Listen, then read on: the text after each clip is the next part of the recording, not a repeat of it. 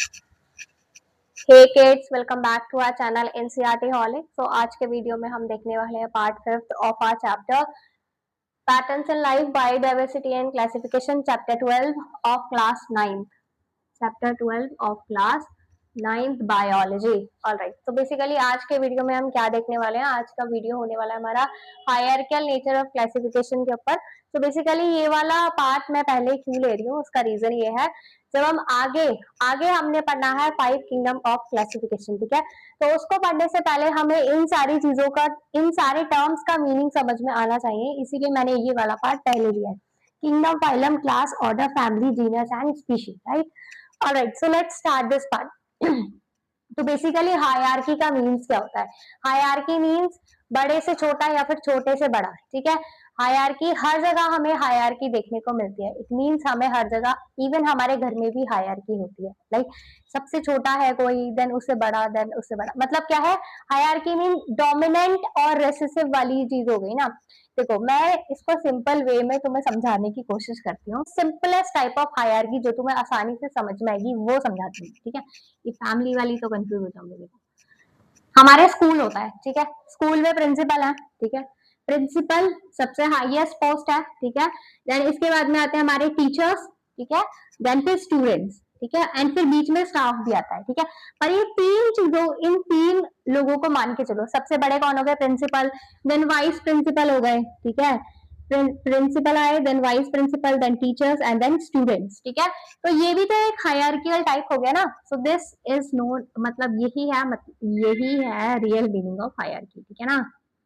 चलो, अब हम बायोलॉजिकल हायरार्की की बात करते हैं। बायोलॉजिकल हायरार्की की बात करते हैं जो हम बायोलॉजी में पढ़ते हैं, ठीक है ना। देखो, classification follows step by step order. अब देखो, हम थोड़ा सा क्लासिफिकेशन की बात करते हैं। लास्ट वीडियो में भी हमने क्लासिफिकेशन की ही बात की थी। नीड फॉर क्लासिफिकेशन की हमने लास्ट क्लास में बात की थी, ठीक है ना। तो क्लासिफिकेशन फॉलोज स्टेप,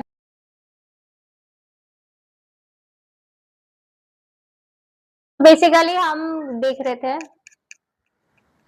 हम देख रहे थे starting from very broad groups and moving towards smaller and more specific, ठीक है। तो बेसिकली यहाँ पे इस लाइन से एनसीईआरटी का कहने का मतलब क्या है? इस लाइन से एनसीईआरटी ये कहना चाहती है कि सबसे ब्रॉड ग्रुप से स्टार्ट करता है, ठीक है।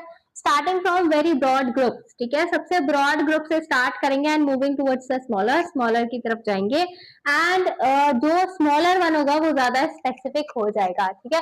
इसको मैं बहुत बेस्ट एग्जांपल से तुम्हें इसे समझाने की कोशिश करती हूँ, ठीक है। ऑलराइट,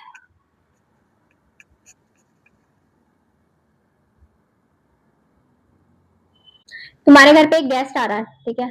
और वो बाहर से आ रहा है, मान लो वो जर्मनी से आ रहा है, ठीक है। अब ये जर्मनी का गेस्ट है, ठीक है। अब इसे आना है तुम्हारे घर पर, ठीक है। ये तुम्हारा घर है, ये तुम्हारा स्टेट है और ये तुम्हारी कंट्री हो गई, ठीक है।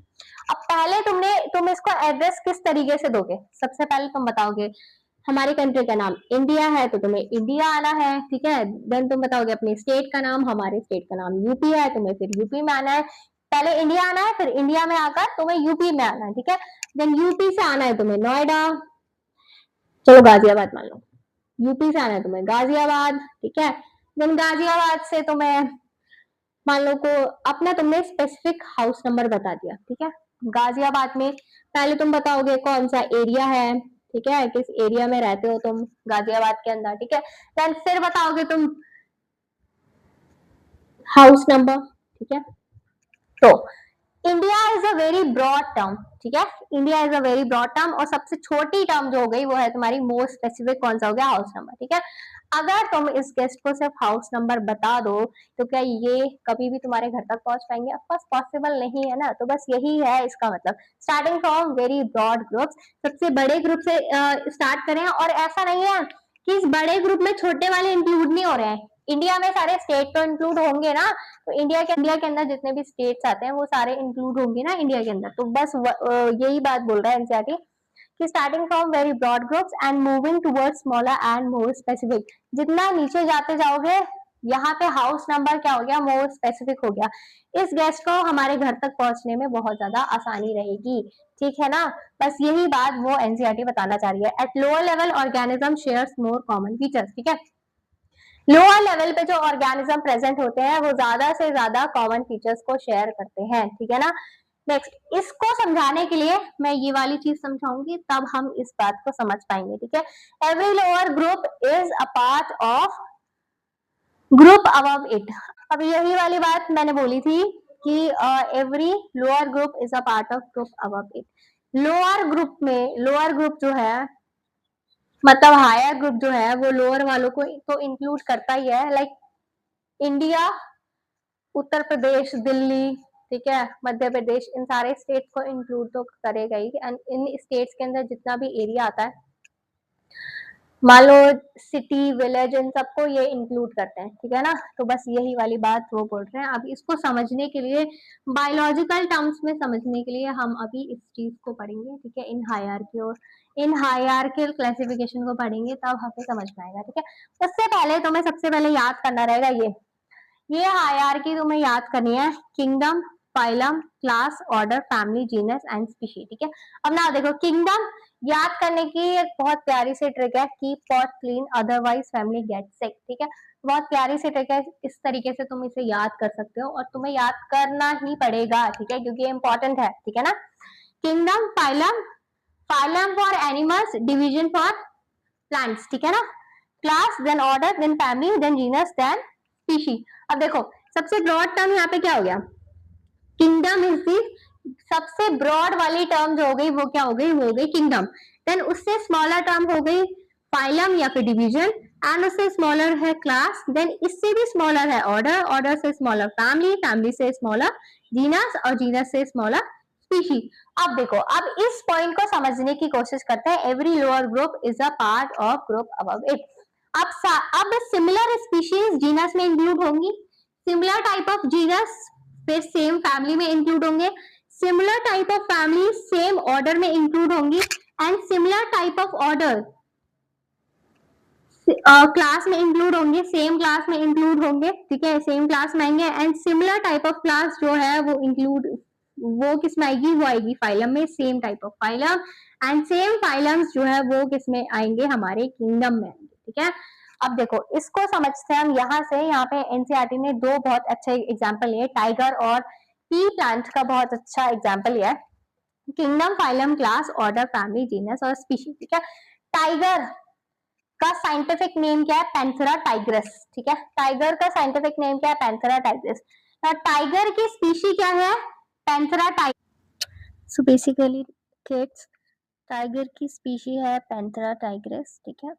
एंड जीनस हो गया Panthera, and family is Felidae, and order is Carnivora, right, and class is Mammalia, ठीक है। And phylum is Chordata, and kingdom is Animalia, ठीक है। सो यही चीज ध्यान रखनी है तुम्हें, मतलब ये पूरा हायरार्की तुम्हें ध्यान रखनी पड़ेगी एज इट इज, ठीक है ना। So basically kingdom is the broadest term, ठीक है। सबसे बड़ा क्या हो गया, सबसे ब्रॉड टर्म जो हो गई वो हमारी हो गई किंगडम, ठीक है। अब किंगडम में हमने देखा कि टाइगर का किंगडम जो है वो एनिमेलिया है, ठीक है ना। अब एनिमेलिया में कौन कौन से एनिमल्स आते हैं, ऑफकोर्स सारे एनिमल्स आएंगे, whether you're insects और योर स्नेक्स, मतलब कुछ भी ले लो तुम, कुछ भी, इट मींस एनिमल्स में तुम कुछ भी ले लो, एलिफेंट हो गया, ठीक है, एंट हो गया, बीटल्स हो गए, ठीक है, इवन ह्यूमन बींग्स तक किस में आ रहे हैं, एनिमेलिया में इंक्लूड हो रहे हैं। Now let's see the hierarchy of P plant. तो पी प्लांट, पी का हम कौन सी पी ले रहे हैं, हम ले रहे हैं गार्डन पी, ठीक है, जो हम डेली यूज में खाते हैं, ठीक है ना, जो विंटर्स में आते हैं, ठीक है ना। तो स्पीशी क्या हो गई इसकी, Pisum sativum, and genus is Pisum, family is Fabaceae, order is Fabales, and class is Magnoliopsida, and phylum is Magnoliophyta, and kingdom is Plantae. बच्चा, मैं बार बार बोल रही हूँ कि आपको ये दोनों जो हायरार्की दी गई है ये आपको एज इट इज याद करनी ही पड़ेंगी, ठीक है। नाउ अब हम पढ़ने वाले हैं scientific naming, it means binomial system of nomenclature के बारे में हम देखने वाले हैं, ठीक है। सो जब भी न्यूबॉर्न बेबी आता है तो सबसे पहले हम आइडेंटिफिकेशन होता है उसका कि ये मेल है कि फीमेल है, देन उसके बाद में नॉमेनक्लेचर की बात आती है, ठीक है। तो अब हमने पढ़ना है कि बायोलॉजी में किस तरीके से नॉमेनक्लेचर किया जाता है, ठीक है।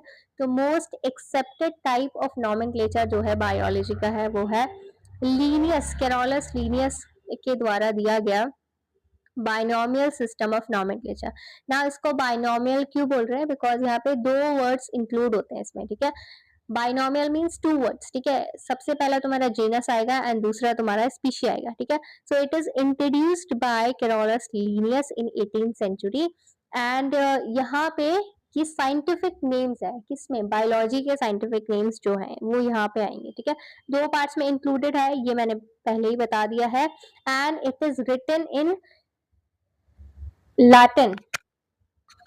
सो basically they are Latinized. Why they are Latinized, देखो इसका मेन रीजन जो है वो है लैंग्वेज का, ठीक है। Latin language is a dead language and future में अगर हम कभी जाएंगे तो लैटिन लैंग्वेज में चेंजेस आना 0% चांस है।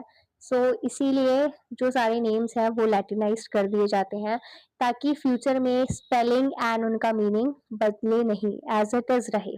Now let's see the definition of genus and species, ठीक है।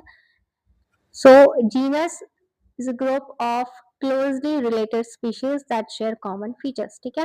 एंड स्पीशी की डेफिनेशन जो एनसीईआरटी ने दी है वो ये है, groups of organisms consist of similar individuals capable of interbreed and produce fertile offspring, ठीक है।